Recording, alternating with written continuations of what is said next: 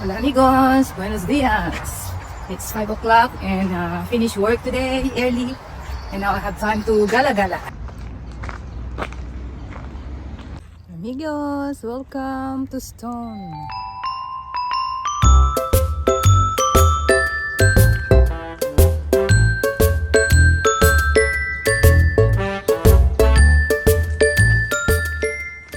Amigos, kahit anong busy natin sa pagtatrabaho, kailangan natin bigyan time ang pag-ehersisyo.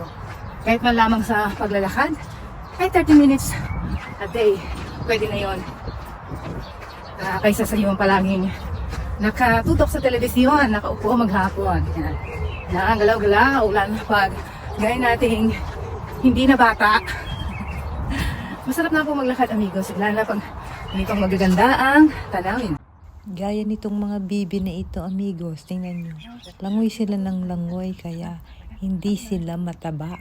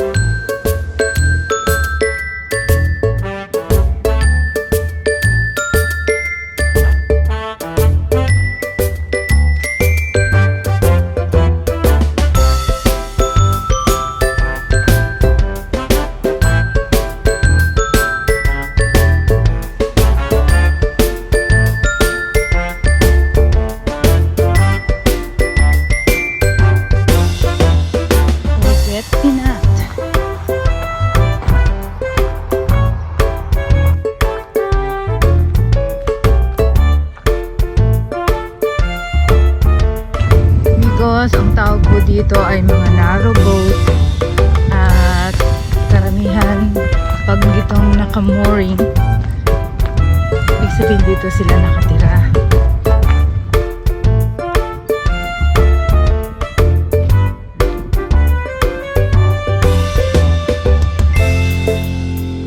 Guys, gusto ko sana maglakad eh.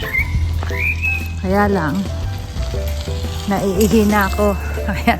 Kailangan ko nang bumalik. Ito lang mahirap amigos pag naglalakad ka sa mga ganito. Maraming naglalakad. Naiihi ka na. Walang mataguan. Kaya dapat umuwi na.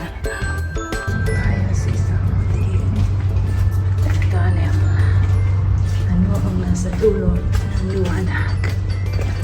Ating alamin.